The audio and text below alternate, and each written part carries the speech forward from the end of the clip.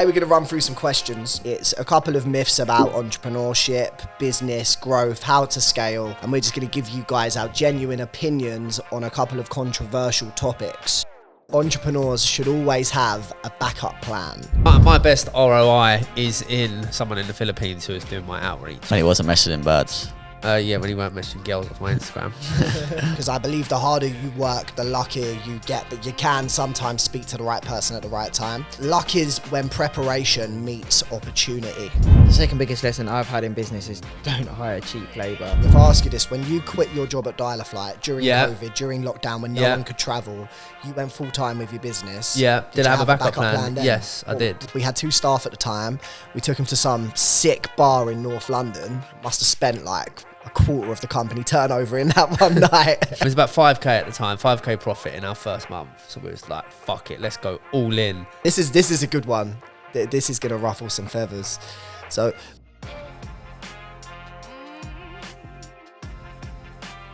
welcome back to another episode of the Multipliers Club. Today we have the pleasure of Joe, who has decided to show up.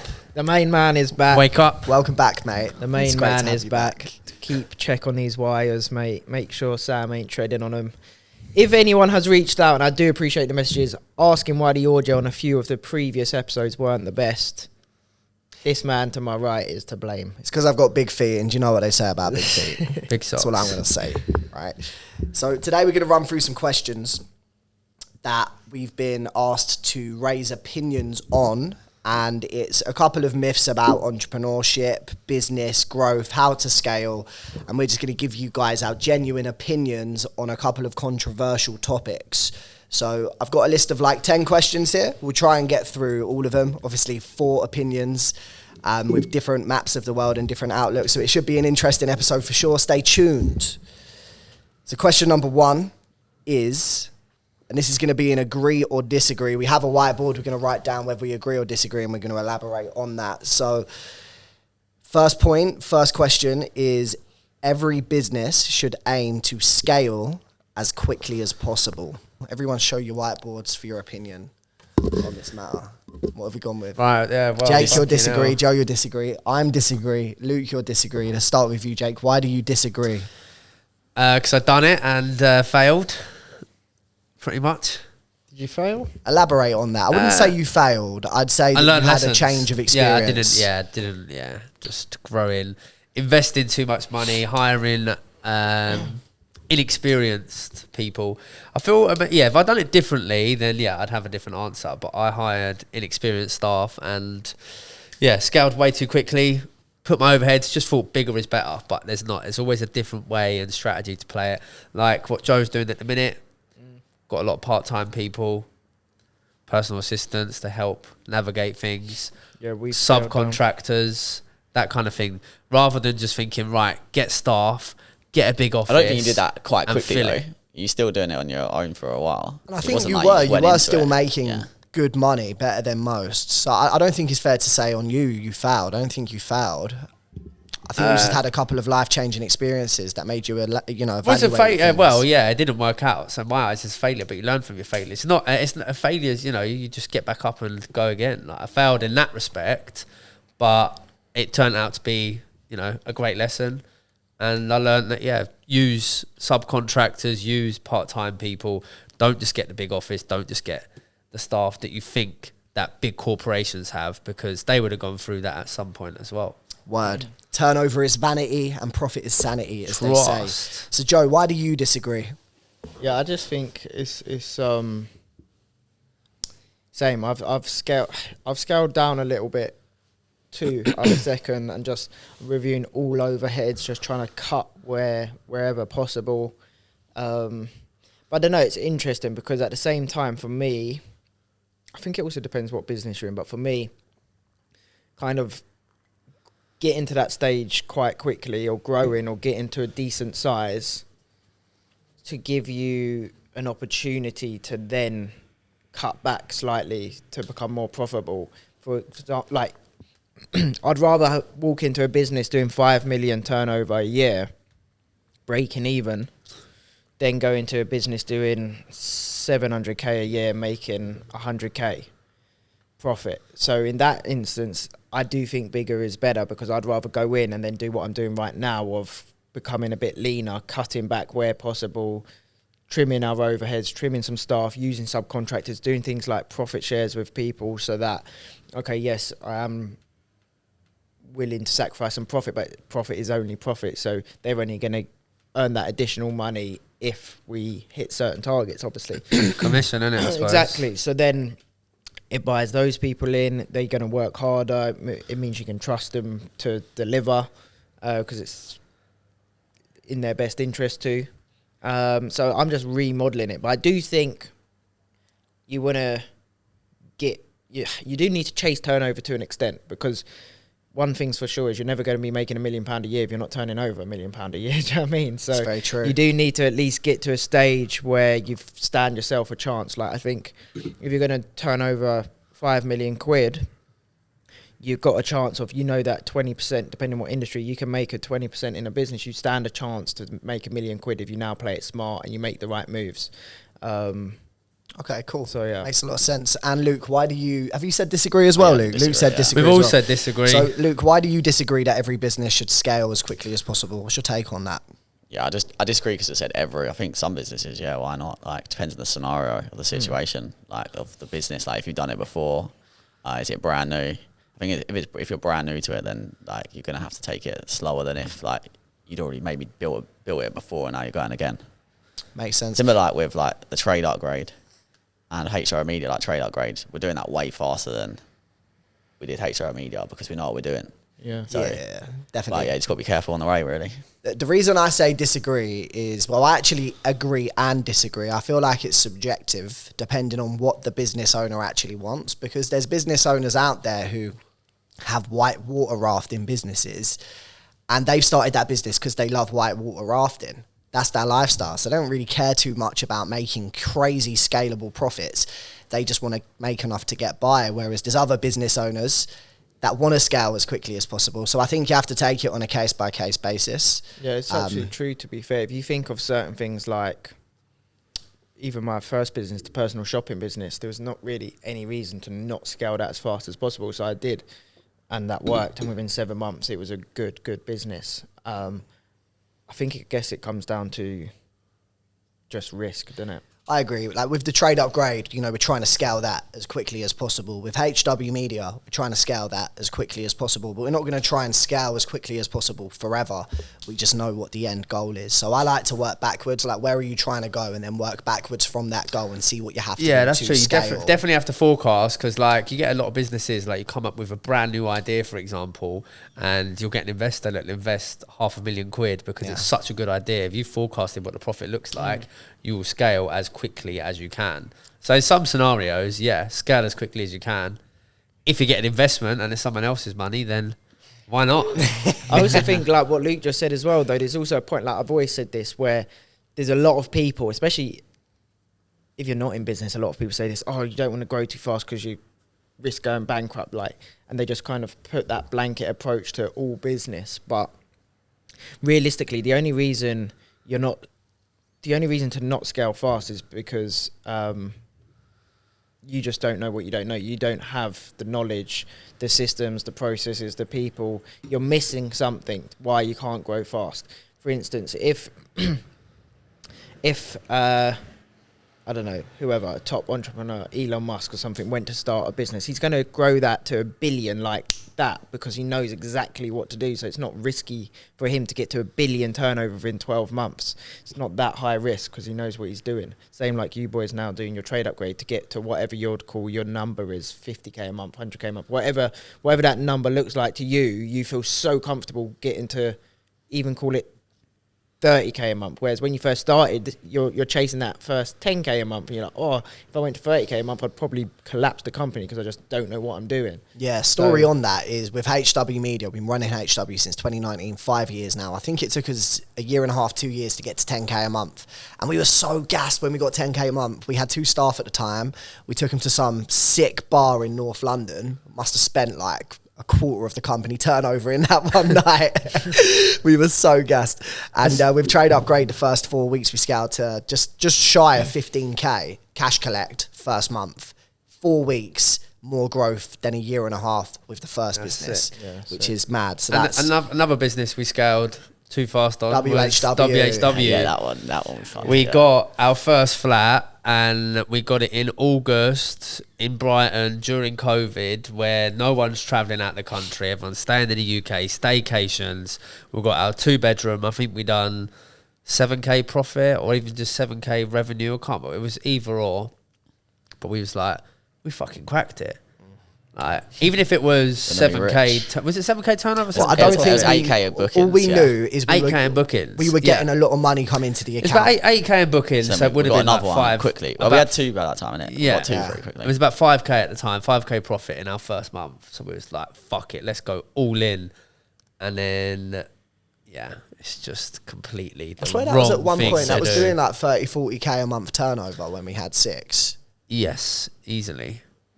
That But the profit margins Profit was like non-existent. ridiculous. It ran into other problems, yeah. Yeah, we ran into a lot of other problems and a lot of expenses we didn't experience in the first month, and we just went in and we scaled from 1 to 6 within. We were just getting 1 property a month, weren't we? Anything we could take, we'd take at the time. This is rent to rent, service to accommodate, rent to service accommodation. Yeah. And for the viewers listening, rent to rent, in my opinion, shit business model. Don't do it. Don't buy the property course. They're trying to sell you a course. That's just my opinion. We was just going to sell them a course, though. Yeah, that's to come. Stay tuned for the Multipliers course on rent to rent. Right. Here's another opinion, what I'd like to get your guys' take on. This is an interesting one, actually. A startup business's success is more about luck than hard work. Oh, shit, that's a good question. Agree or disagree? Yeah. Okay. 3, 2, 1. Turn your whiteboards round. So, Jake, you've gone strongly disagree. Joe, you've said disagree. I've said disagree, however, slightly agree. And Luke, you've said disagree. Luke, you've said disagree. So, Luke, Yeah, let's start. make your own luck in this world, man. Yes. 100%. I feel like luck definitely helps. Because I'm going back to HR media. First ever person you cold called randomly pitched him the social media services, and he said yes. And he closed him, and then that gave us the belief that this is going to be easy, and it was way harder than that. But that little bit of luck, but I'm saying hard work takes like hard work and actually making the calls in the first place, etc. So. Yeah. Just my take on this is the reason I've said disagree, however, slightly agree, is because I believe the harder you work, the luckier you get. But you can sometimes speak to the right person at the right time.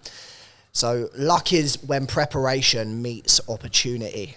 Right, I genuinely believe that. So, like, the first person I ever called for HW Media 5 years ago in a toilet in my full-time job signed up with me. Was there not an echo in the room when you were trying to pitch him? Man, probably. I can't remember. I just remember so nervous, didn't know what I was talking about, but I knew how to sell. So if I didn't put in all of the work to become a good salesperson before having that first call, I wouldn't have got the client. But it was also quite lucky because he did sign up, and we had no idea what we were going to do for him. And he referred us all of his mates as well. So there was a degree of the right place at the right time, which is why I slightly agree. But then I also think, if you want to grow a business and scale, you have to put in the work. You can't just do this law of attraction shit, put a 10K check on your fucking ceiling and expect to make 10K. Because all that's going to come is the debt collectors knocking on your door if you're just going to manifest a 10K. I believe in manifestation, but manifestation is the key to you trying to work out ways how you're going to get that 10K as an example.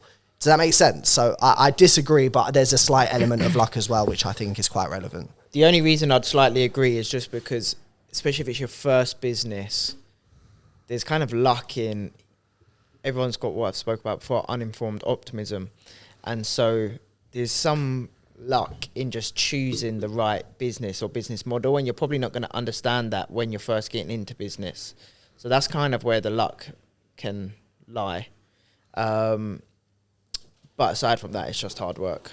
It's just hard work, and I've seen that in the businesses that I've had and set up.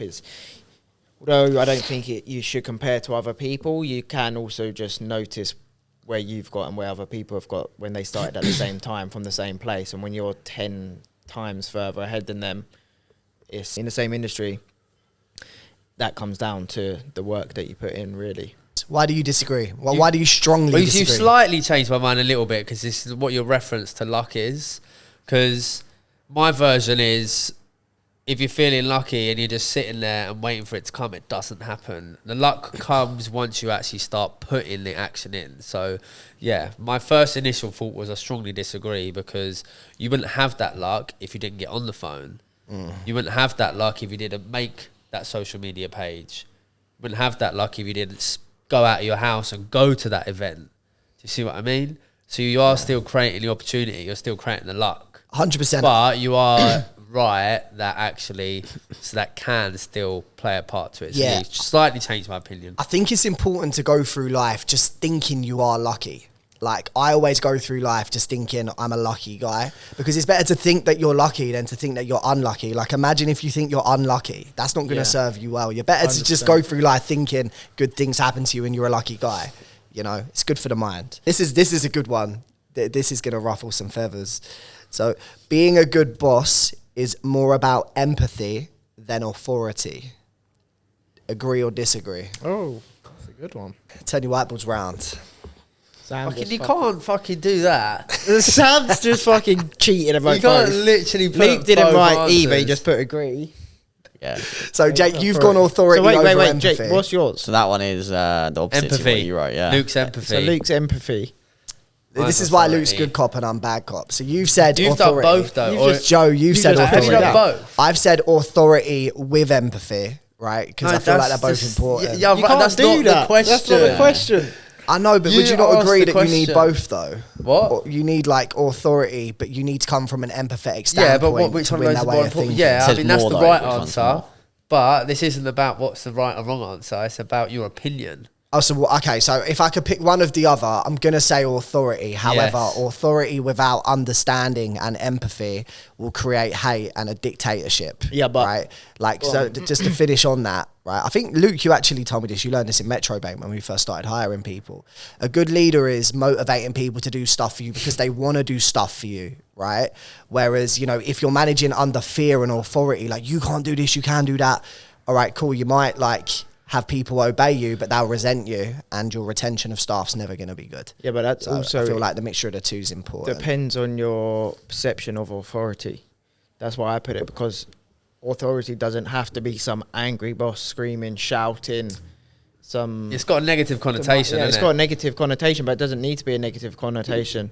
By being a strong leader, naturally you're going to have good authority, and you can get that by a whole range of different ways. So you can't, by being empathetic to people, as long as, you know, like even when we've NLP stuff, like authority figure is just making you keep that rapport with people, and that you can get that through speaking to someone in a calm manner. You can get that by being empathetic to someone, but as long as you make sure that you're keeping your Delivery as authoritative. exactly, and you don't break that rapport, then you're going to still become an authority figure. Like, I don't know, like with our clients, for instance, you have to stay as an authority figure to your clients. When you're dealing in high-end stuff with big money, you have to. Otherwise, they'll walk all over you, they'll spin you around in circles, etc., right? So at all times, I have to make sure I'm still an authority figure.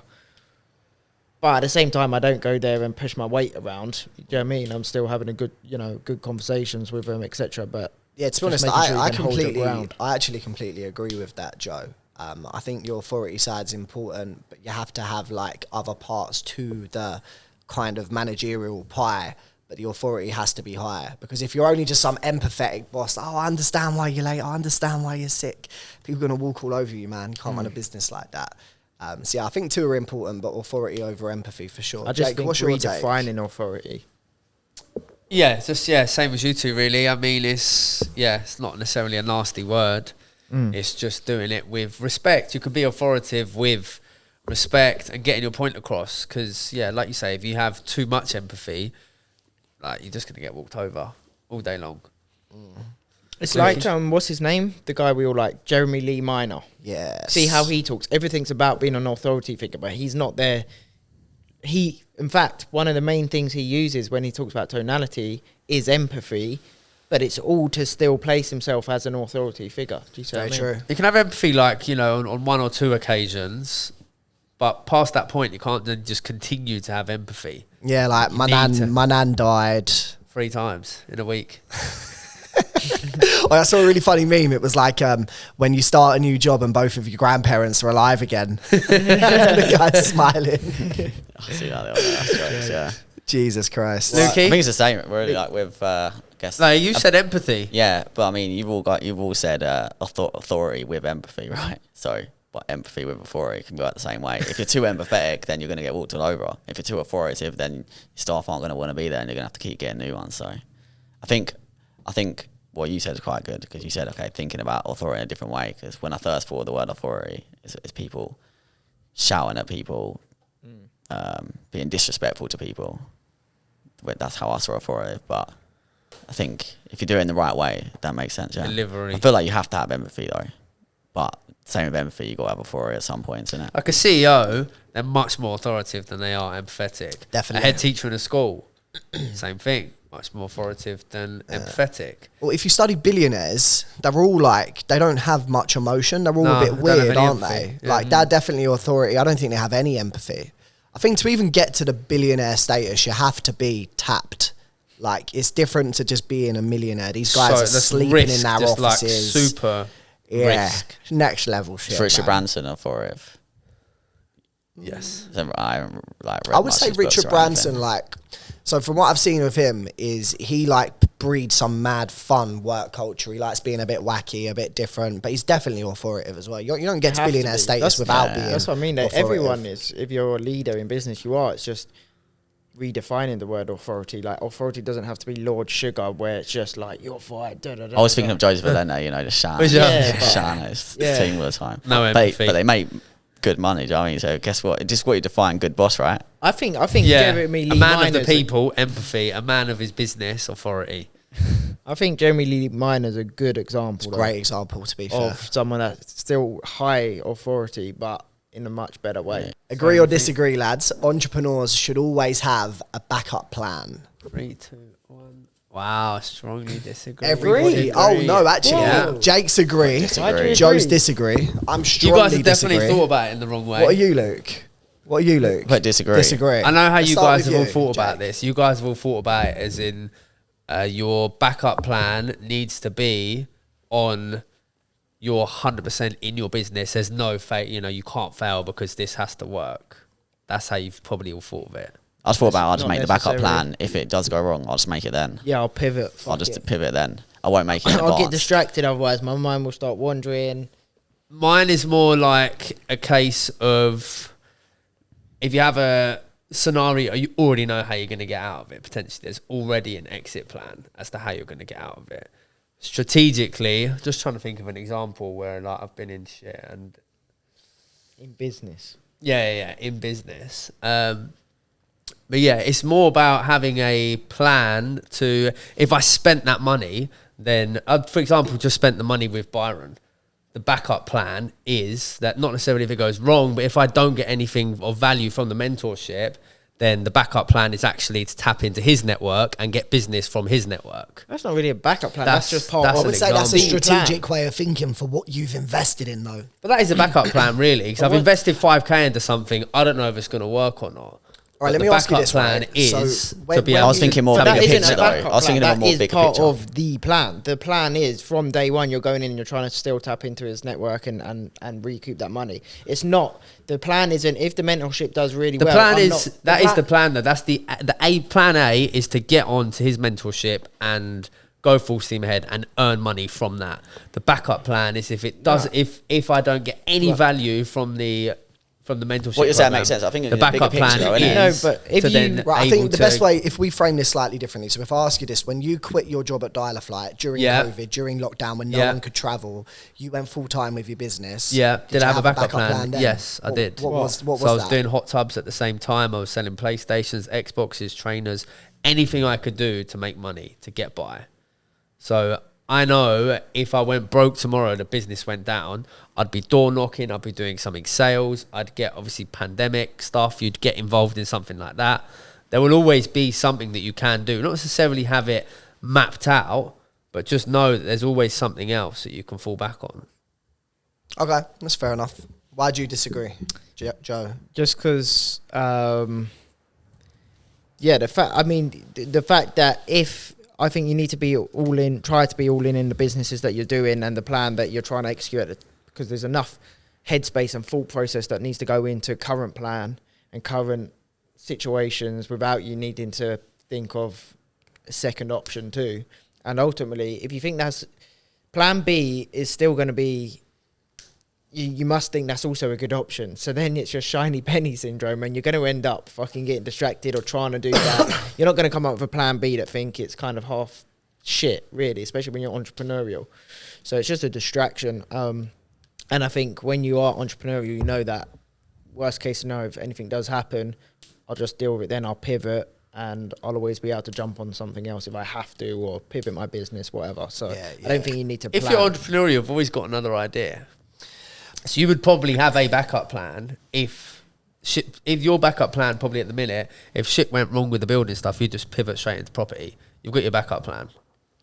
Yeah, but you don't see it as a backup plan, but that's just how I have as you grow, you're going to have opportunity to do more businesses and stuff. So yeah, I guess that's then diversifying as you get bigger and further along the journey. But especially when you're starting, you just want to have one focus. You don't want to be...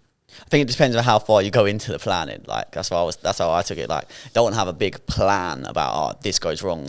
This is my big plan to get out of it. Yeah, it's like an option. If it's like an option, okay, cool. I'm going to start this. I'm going to go all in on this. But if it goes wrong, then I'm going to do this. And that for me, that is a backup plan, and that's how I visioned a backup plan or a backup idea, not necessarily. Yeah, the reason I disagree is because I feel like plan B distracts you from plan A. I feel I'm the type of person, I need to be all or nothing in every aspect of my life, right? If it's health, I'm all or I'm nothing. With business, I'm all or nothing. So the minute I got fired from my recruitment job, had no savings, a little bit of dough in a business account and a good amount of outgoings monthly, I just had to make it work.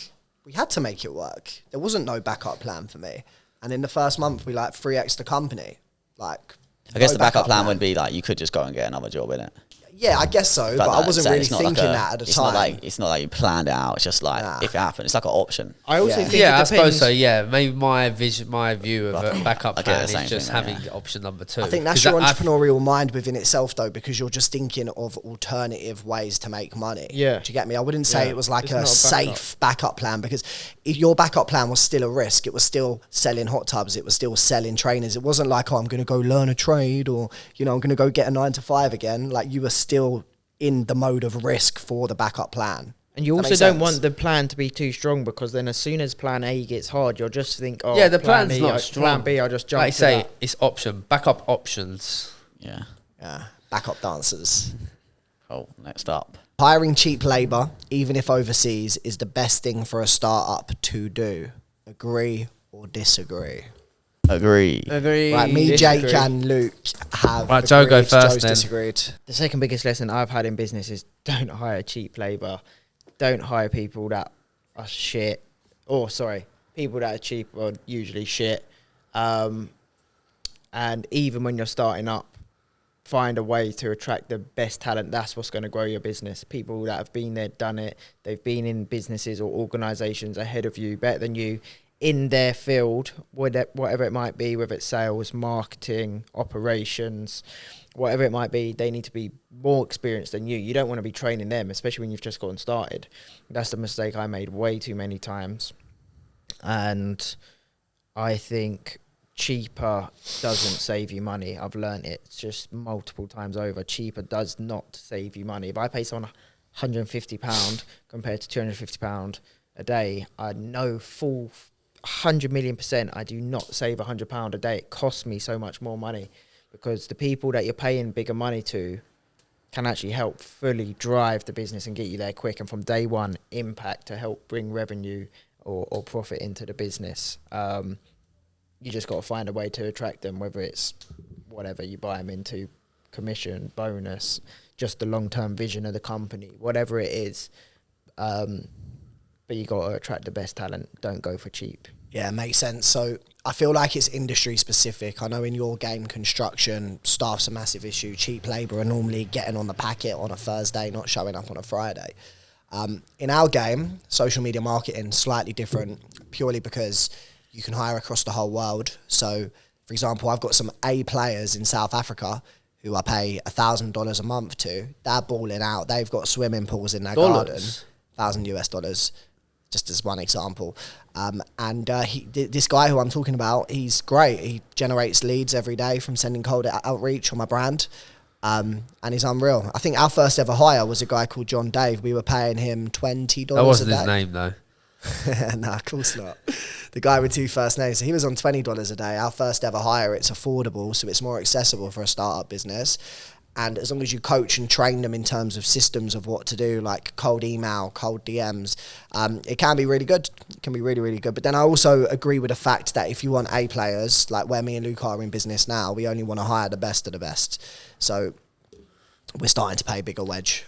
Yeah, I think with what we do, or most online businesses, definitely get like abroad cheaper labour as such, because you can get cheap, but they're still really, really good. And when you can't really afford it, like I think, our first half member, we're paying them £400, and then they just DM people, email people, and if they get you one client, you've made that money back. So it makes sense. Yeah, that's my best ROI is in someone in the Philippines who is doing my outreach. Simple stuff. When he wasn't messaging birds. Yeah, when he weren't messaging girls off my Instagram. Makes it sound like it was me, and I've just blamed him, innit? Yeah, that's how he told 8. It was business. It was business. But I think definitely if he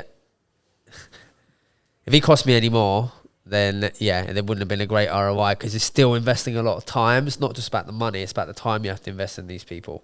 But still, I was paying him same as Sam, about £15. It probably would have been a day, and I gave him the template message, and he would just exploit him, mate. He would just hammer it. He was living rich. He's, like Sam says, they're the richest people in their village. Yeah, it's mad. Like for them, like the amount of money that they're getting, obviously to us it's great labour. Yeah. To them. Yeah, I think the abroad part does make sense, and I think it's just them perspective. So like you say, you're actually paying them good money. So you're to us it's cheap labour, but to the area that you're focusing on, you're not going cheap. You're not going for the cheapest person in the Philippines. You're not going for the cheapest people in South Africa. So you're still actually trying to attract the best talent. It's just overall, because it's international, it's cheaper. So it's still kind of the same concept. Yeah. It's just if you can tap into international markets, then of course it makes sense. But overall, still from my side, the lesson is just whichever area you're hiring in, whichever country, still try to attract the best talent. Yeah, there's an argument for both, isn't there? But still, the best ROI, because like Luke said, all you got to do is pick up one client, and it's paid for their wage for the month, or 6 months, or the year. So in terms of ROI, it's we did it, innit, when we first hired. It's like we could have got someone for 400 or 500 a month, and we paid what, like 1,400 or something, or I don't know. You don't want to spend huge amounts when you're first just starting your business either. You want to try and find ways to. Yeah. As you go along, I'm like just you need a mixture of. Definitely a mixture of the I don't have anyone in-house remote anymore. and remote. I don't have anyone remote anymore. Everyone now is over here. Well, I say remote, abroad. Yeah. Nice. Cool. Yeah, most of our team are abroad, actually. Like 80%, 90%. Make sure to check out our other channel that we've just launched, more Multipliers Club on YouTube, behind the scenes footage, some exclusive podcasts, and that type of thing. So make sure to go check out, hit subscribe,